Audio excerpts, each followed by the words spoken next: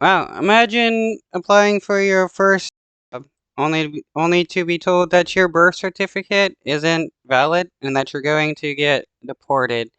Like, that is messed up. And this happened to it's happening to a person born in the UK, British woman, uh, born to a Portuguese mother. I guess her birth certificate isn't good enough for the UK anymore, and they're going to deport her.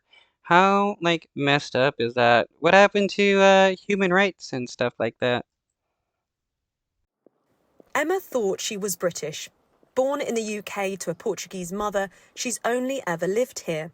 But when Emma, not her real I mean, if you're born in the UK, aren't you British? I mean, if you're born in a nation, aren't you that nationality in that nation? name, applied for her first job, her British birth certificate wasn't enough. She then realised she'd need to apply to the EU settlement scheme, but by then, the deadline had passed. When I got the rejection letter, I was just thinking, like, well, this is it. There's nothing else I can do. I'm going to be deported, that's it. There was no hope. Emma's mother applied.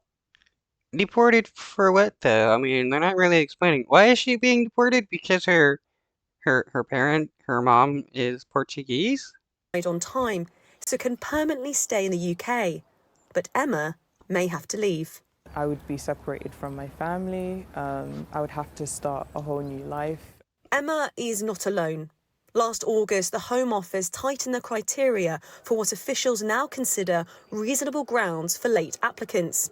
It used to be that, on average, 1,730 applications a month were found to be invalid. But in August, that figure jumped to 9,470. And in September, the latest month of official data shows 13,930 applications were invalid. That's suspicious. I wouldn't be surprised if officials were falsely invalidating these applications. And even people who didn't need to apply before the deadline are having problems. Dimitru has been working in the UK since 2016. He applied for settled status and submitted bank statements as proof of residency.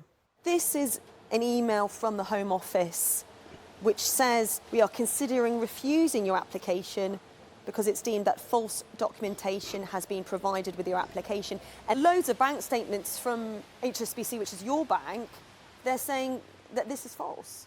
I was feel treated like a criminal. I didn't expect as an official document to be considered false by the Home Office. Dimitru is being. This seems like it's a way for the UK government to deport people without making it seem like they're violating people's human rights or being racist for targeting foreign-born citizens or citizens who are born to foreign parents, like the British woman earlier in the video. I mean, if you're born in a nation, you're that nationality. Like, if a person from like Nigeria moves to the UK and gives birth to a baby, that's a British baby. Supported by an organisation which represents EU citizens in the UK. We've been seeing more and more people being accused of providing fake documents.